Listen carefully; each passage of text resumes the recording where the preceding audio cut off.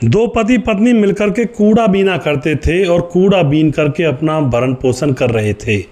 दोस्तों, जो कूड़ा बीनते हैं, जो बहुत सारी पॉलीथीन इकट्ठी करके अपने कट्टे में भर लेते हैं और फिर उनको बेच देते हैं, इस तरह से दो पति पत्नी थे।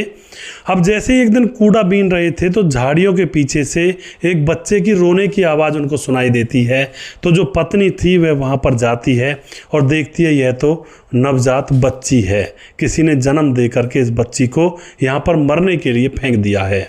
उसके बाद दोस्तों वह जो कुछ उस बच्ची के साथ करते हैं और पूरी कहानी यहाँ पर जानने वाले हैं। बड़ा ही इंटरेस्टिंग यह वीडियो होने वाला है। इन कहानियों से, इन घटनाओं से हमें बहुत कुछ ऐसा सीखने को मिलता है जिससे कि हम अपने जीवन में उसको अप्लाई कर पाएँ और अपने जीवन के अंदर भी सुधार कर पाएँ। नमस्कार, मैं हूँ सुदेश कुमार और मेरे गोपाल चैनल में आपका स्वागत है। दोस्तों, एक महेंद्र नाम का शख्स हुआ करता है। उसके साथ उसकी पत्नी, जिसका नाम होता है आशा, ये कचरा बीना करते हैं। अभी अभी शादी हुई है और कचरा बीन करके अपना गुजर बसर किया करते हैं। उससे उनको कुछ ना कुछ पैसे मिल जाया करते हैं और अपना गुजारा ये लोग कर लेते हैं। कुछ दिन गुजर जाते हैं तो इनको एक बेटा पैदा हो जाता है और बेटे की परवरिश भी अच्छे से करने लगते हैं। बेटा 6 महीने का हो जाता है। दोनों पति पत्नी बहुत खुश हैं कि उनको बेटा भी हो गया और उनका गुजारा भी अच्छे से चल रहा है। ज़्यादा अमीरी से उनको कोई मतलब था नहीं, दाल रोटी निकल आती थी, बस वही काफ़ी था। अब एक बार की बात होती है, जैसा कि मैंने आपको कहानी के स्टार्टिंग में बताया, वो लोग मतलब जो कचरा होता है उसको बीनने के लिए गए हुए थे। तभी झाड़ियों के पीछे से एक बच्ची के रोने की आवाज़ उस महिला को सुनाई देती है। महिला कौन सी? जिसका नाम था आशा। आशा झाड़ियों के पीछे जाती है और वहाँ जाकर देखती है कि यह तो एक बच्ची है और जिसको कोई पैदा करने के बाद यहाँ पर मरने के लिए छोड़ गया है। आशा को उस बच्ची के ऊपर बड़ा तरस आता है। बताओ इसने क्या बुरा कर दिया जो इसको ऐसी सज़ा मिल रही है। उसके बाद उसको गोद में उठा लेती है और गले लगाकर आंखों में आंसू भर लाती है। इतने में उसका पति महेंद्र भी उसके पास पहुंच जाता है और कहता है ये क्या है। तो बताती है कि किसी ने बच्ची को जन्म देकर यहाँ फेंक दिया मरने के लिए और मुझे तो बहुत तरस आ रहा है इसके ऊपर और मैं अब इसको अपनी बेटी बनाकर रखूँगी, अपने साथ घर ले चलूँगी। महेंद्र जो कि अपनी पत्नी की हाँ में हाँ मिला देता है कि सही बात है, किसी बच्ची को सहारा मिल जाएगा, इसका जीवन बन जाएगा। ये दोनों पति पत्नी उस बच्ची को अपने साथ घर ले जाते हैं और इनका बेटा था 6 महीने का और यह बच्ची थी हाल की हुई नवजात। इन दोनों की परवरिश अब यहाँ पर होने लगती है। धीरे धीरे समय गुजरता जाता है। बच्ची के ऊपर खूब प्यार करते हैं। बेटे से भी ज़्यादा लाड प्यार उस बच्ची के साथ रखा जाता है। अब तो यहाँ पर बच्ची पढ़ने लिखने लायक हो जाती है तो उसका एडमिशन करवाया जाता है। साथ में बेटा भी पढ़ रहा था। बेटा पढ़ने में कमज़ोर था, लड़की पढ़ने में बहुत ज़्यादा होशियार थी। अब दोस्तों यहाँ पर 12वीं क्लास में आ जाते हैं दोनों बहन भाई। 12वीं क्लास में बेटी बहुत ही अच्छे नंबरों से पास होती है और बेटा 12वीं क्लास में फेल हो जाता है। गंदे लड़कों की सोबत में, संगत में आ जाता है। अब तो यहाँ पर बेटी जब ज़्यादा नंबरों से पास होती है तो उसको कॉलेज में स्कॉलरशिप मिलती है और उसकी पढ़ाई आगे की फ्री हो जाती है। बेटा इधर उधर आवारा घूमता है। माँ बाप खूब कहते हैं बेटा तू भी पढ़ ले। वह नहीं पढ़ता है तो उसको खरी खोटी सुनाते हैं कि देख तेरी बहन कितना अच्छा पढ़ती है और तू तो बस ऐसा ही है। अब उसको क्या पता था कि ये बहन की जैसे माँ बाप कहते हैं तो उस लड़के के मन में बहन के प्रति नफरत पैदा होती है। अब जो लड़का था अपनी बहन से नफरत करने लगा था कि भाई ये पढ़ क्यों रही है इतना, क्योंकि इसकी वजह से माँ बाप मुझे डांटते हैं। एक दिन की बात होती है, वह जो लड़का होता है वह अपने दोस्त के यहाँ पड़ोस में गया हुआ था और वहाँ पर बैठा हुआ था और उसकी जो दोस्त की माँ थी वह उससे कह रही थी कि बेटा आप पढ़ेगा नहीं अब की बार। तो वह कहता है नहीं मुझे नहीं पढ़ना, मेरी बहन ही काफ़ी है और मेरे घर वाले तो बस मुझे डांटते रहते हैं और मेरी बहन की तारीफ़ करते रहते हैं। यह बात सुनने के बाद जो उसके दोस्त की माँ थी वह कहती है कि अरे वो तेरी कोई सगी बहन थोड़ी है, तू पढ़ ले लिख ले कुछ बन जा। उसको तो कूड़े में से उठा कर लाए थे तुम्हारे माँ बाप। और सारी घटना उस लड़के को बता दी जाती है। अब तो लड़के का गुस्सा 7वें आसमान पर पहुंच जाता है, क्योंकि अब तो वह उसकी बहन भी नहीं थी और फिर भी माँ बाप उसकी तारीफ किया करते थे और अपने बेटे को बुरी भली कहा करते थे। अब ये बातें उस लड़के के मन में घर कर जाती हैं। अब तो वह बात बात पर अपनी बहन से चढ़ा करता, लड़ा करता। इधर माँ बाप सारा नज़ारा देख रहे होते हैं। धीरे धीरे 3 साल गुजरते हैं और बेटी ग्रेजुएशन में अच्छे नंबरों से पास हो जाती है। उसके बाद बेटी के जो माँ बाप होते हैं वह कहते हैं बेटी अब तू तूने ग्रेजुएशन कर लिया, अब तुम्हारी शादी करवा देंगे। लेकिन बेटी कहती है, बेटी का नाम रखा था दोस्तों उन्होंने सपना। बेटी कहती है नहीं बाबा, माँ मैं अभी और पढ़ना चाहती हूँ और पढ़ लिख कर अफसर बनना चाहती हूँ, शादी तो बाद में करूँगी, अभी नहीं करूँगी मैं। तो उसके बाद माँ बाप उसकी हाँ में मिला देते हैं कि ठीक है बेटी तू पढ़ लिख। उसके बाद बेटी दिल्ली जाना चाहती है कोचिंग लेने के लिए, तो माँ बाप उसके लिए पैसे का इंतज़ाम कर रहे होते हैं। अब यह सारा नज़ारा लड़का देख रहा होता है। लड़के को माँ बाप धमका दिया करते कि तू पढ़ता लिखता नहीं, और देख तेरी बहन आज दिल्ली जा रही है पढ़ने के लिए, तू भी पढ़ता लिखता तो तेरा भी भविष्य बनता। ये बातें नफरत पैदा कर रही थी उस लड़के के मन में। और वह घर के अंदर होता है और कहता है कि तुम इस कूड़े में से उठाई गई लड़की के ऊपर इतना खर्चा कर रहे हो, तुम्हें शर्म आनी चाहिए, मेरे ऊपर खर्चा करो। जो बेटा होता है यह बात कहता है। अब यह बात वह लड़की सुन लेती है, ममता जिसका नाम सपना होता है। अब वह उसका माथा ठनक जाता है कि कूड़े में से उठाई गई लड़की। अब अपनी माँ से पूछती है कि माँ बताओ ना ये भैया क्या कह रहा है, मैं कूड़े में से उठाई हूँ तुमने। अब तो यहाँ पर माँ बाप उसे बता ही देते हैं कि हाँ बेटी तू छोटी सी थी तब तुम्हें हम झाड़ियों से उठा कर लाए थे।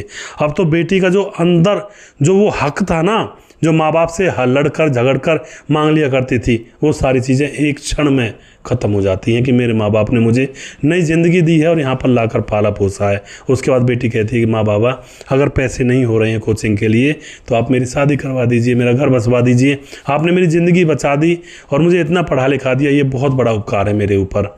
लेकिन माँ बाप कहते हैं ना बेटी तुझे पढ़ना होगा, आगे बढ़ना होगा, चाहे हमें कर्जा लेना पड़े कहीं ना कहीं से, तेरे लिए पैसे का इंतज़ाम करेंगे।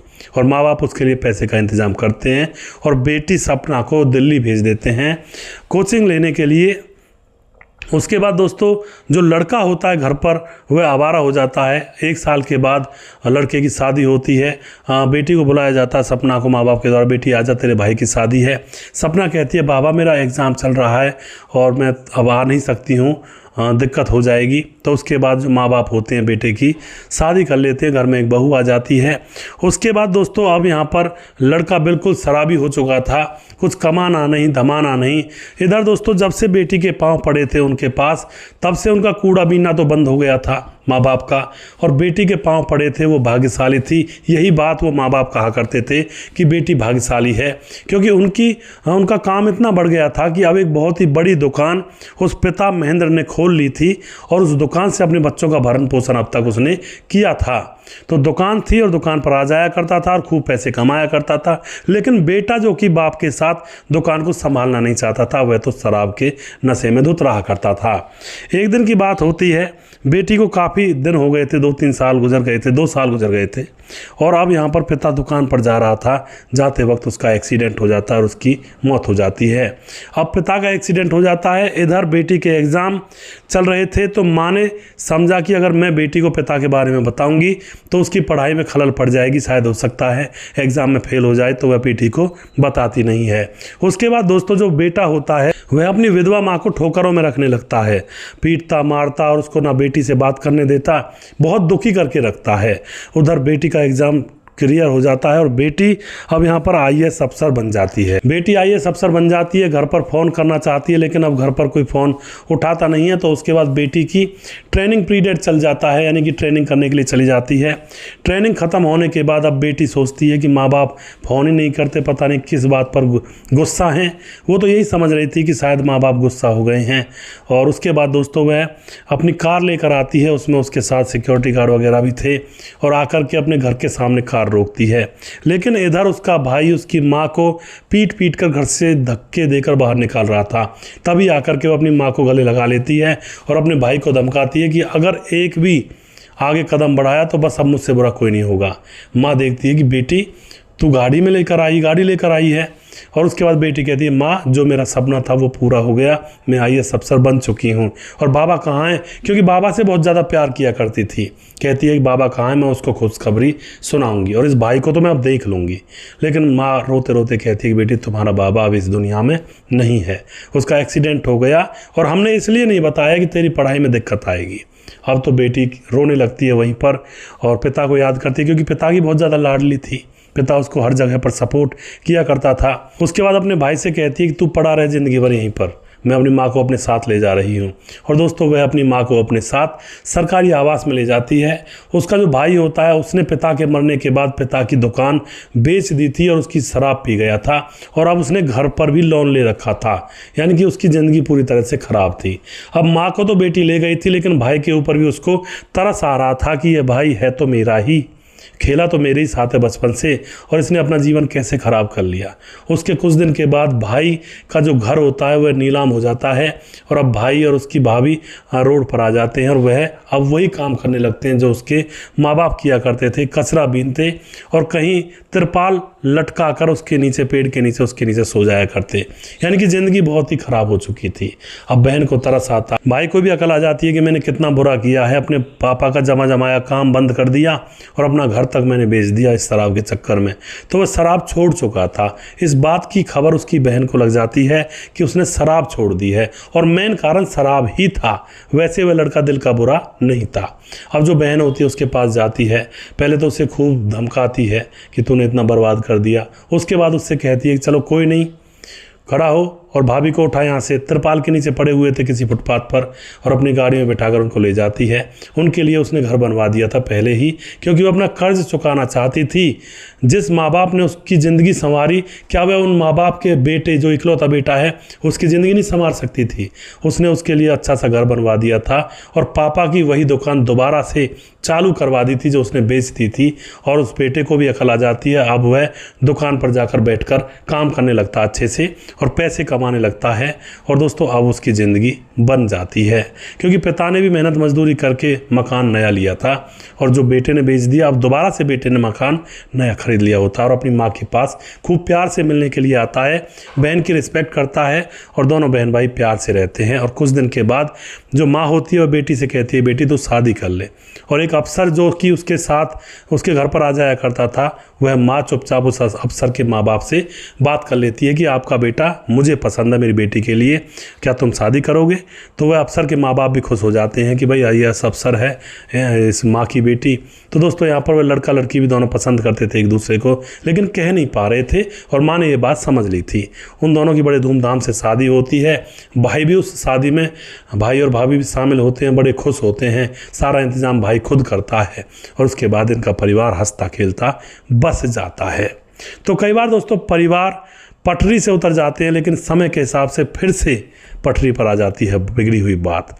तो जीवन में कभी उतार चढ़ाव आए तो ये ना समझें कि बस अब तो हम गए, अब कुछ भी नहीं है। जीवन कितनी बार कितने रंग बदलता है, कितनी बार सुख और दुख दिखाता है। जीवन हमेशा एक जैसा नहीं होता है, उतार चढ़ाव आते रहते हैं। तो दोस्तों आप जो भी कुछ कहना चाहते हैं इस घटना के बारे में, अपनी राय कमेंट बॉक्स में लिख सकते हैं और लोगों के साथ शेयर कर सकते हैं। वीडियो के लास्ट में कुछ भाइयों के नाम जरूर लूँगा जो भाई हमारे वीडियोज़ को देखते हैं और हमें खूब सपोर्ट करते हैं। हमारे साथ राम मोहम्मद यासीन लाहौर पाकिस्तान से, सुशील चौधरी हमारे भाई कमेंट करते हैं, बहुत बहुत धन्यवाद करते हैं भाई का। राधेश्याम शर्मा सिरसी जयपुर राजस्थान से कहते हैं कि अब हमें दिक्कत नहीं होती है और इंग्लिश हट गई है वीडियो में से, बहुत बहुत धन्यवाद करते हैं जी। उसके बाद हमारे साथ राजकिशोर चौरसिया महाबलेश्वर महाराज से हैं और राम मोहम्मद यासीन लाहौर पाकिस्तान से, जो मैं बता चुका हूँ। उसके बाद मुकेश कुमार यूपी 83 से हमारे वीडियो पर लगातार कमेंट करते हैं। विजय कुमार हैं, अरुण यादव हैं, उसके बाद कहते हैं Arun Yadav best look good smile, बहुत बहुत धन्यवाद जी। राम गुसाई हमारे भाई कमेंट करते हैं। ज्योति सिंह कमेंट करती हैं। बबली वर्मा भाई हमारा नाम भी ले लिया करो जी, बिल्कुल जी आपका नाम भी लेंगे। संतलाल ट्रेलर हमारे भाई कमेंट करते हैं। प्रवीण बघेल शिवपुरी से हैं। देशराज सिंह कमेंट करते हैं। सैयद वाजिद कमेंट करते हैं। राठौर घनश्याम भाई कमेंट करते हैं। और उसके बाद सिंतु मंडल कमेंट करते हैं जय श्री राम। SK याकूब कमेंट करते हैं। सोनी कमेंट करते हैं हर हर महादेव। भीख सिंह हमारे बड़े भाई हैं जो कि कमेंट करते हैं जय माता जी, राधे राधे, जय श्री राम जी। राकेश सत्तावान दौर का कमेंट करते हैं। सुनीता शर्मा कमेंट करती हैं और प्रिंस कुमार गौंड कमेंट करते हैं जय श्री राम जी, जय श्री राम भाई साहब जी। उसके बाद हमारे साथ हैं जजपुर से डेविल नाम से आईडी है और राकेश सत्तावन दोबारा से कमेंट करते। कृष्णा राम जानी आपकी कहानियाँ शानदार होती हैं, बहुत बहुत धन्यवाद करते हैं जी। उसके बाद बलविंदर सिंह हमारे भाई कहते हैं और कैसे हो भाई साहब जी, मैं बिल्कुल ठीक हूँ बलविंदर सिंह जी। उसके बाद मानक पाटीदार आप हमारा नाम भी लिया करो जी, बिल्कुल आपका नाम भी लिया है। उदय देवाडिगा कमेंट करते हैं कैसे हो जी। मैं बिल्कुल ठीक हूँ दया जी। संतलाल ड्राइवर, सुरेश भैया राम राम, जय श्री राधे जी। और राम पारस यादव हमारे भाई कमेंट करते हैं। विजय कुमार कमेंट करते हैं। नरेश दास हैं। भीम कसेरा हमारे भाई कमेंट करते हैं, कहते हैं कि आपकी वीडियो देखे बगैर खाना भी नहीं खाता हूँ। बहुत बहुत धन्यवाद करते हैं भीम जी। और उसके बाद सुनील कुमार शर्मा कमेंट करते हैं, और अगर तुम्हारे से हमारा संपर्क हुआ तो हम भी एक रोचक कहानी आपको बताएंगे भैया जी। फ़ोन नंबर ये है, कॉल कर सकते हो। सुनील कुमार जी, आप फ़ोन नंबर ऐसे कमेंट बॉक्स में मत लिखा करें, न जाने कौन कैसा फ़ायदा उठा ले। तो सभी से कहता हूँ मैं, जो भी कमेंट करते हैं भाई अपना फ़ोन नंबर ना लिखें। मुझसे कांटेक्ट करना है तो मैसेंजर में जाकर आप कांटेक्ट कर सकते हैं। उसके बाद हमारे साथ है रामनित साईं पी पेंकारा। भाई हमारा नाम भी ले लिया करो जी। बिल्कुल आपका नाम भी लिया भाई। और जो भाई हमारे रह गए हैं उनका नाम भी मैंने यहाँ पे लिया है, और कुछ नाम और हैं जिनका मैं ले लेता हूँ। रेशमा खान हमारी बहन, जो कि हमारे वीडियोज़ पर कमेंट करती हैं, हरियाणा के पानीपत की रहने वाली हैं और बहुत ही सपोर्टेड हैं, बहुत ही सपोर्ट करती हैं। साहब विर्क कमेंट करते हैं। समाधान पाटिल हमारे भाई कमेंट करते हैं। और उसके बाद जैनुद्दीन अंसारी कमेंट करते हैं। धीरज बनवाल हैं जो कमेंट करते हैं। प्रवीण बघेल शिवपुरी से हैं। अमित पटेल हैं। सुदेश भाई, ये जो नेपाल का कांड है इस पर भी वीडियो बनाए जी। बिल्कुल अमित जी, कोशिश करूंगा। संजीव कुमार नेपाल से हैं। जितेंद्र महतो हैं। मुकेश कुमार दोबारा से यूपी तरासी। तो बहुत बहुत धन्यवाद करते हैं आप सभी का। और आप वीडियो के कमेंट बॉक्स में कमेंट ज़रूर किया करें कि आपको ये प्रोग्राम कैसा लगता है। और अगला प्रोग्राम बहुत जल्दी फिर से लेकर आऊँगा। तब तक आप खुश रहें, सावधान रहें। जय हिंद, जय भारत।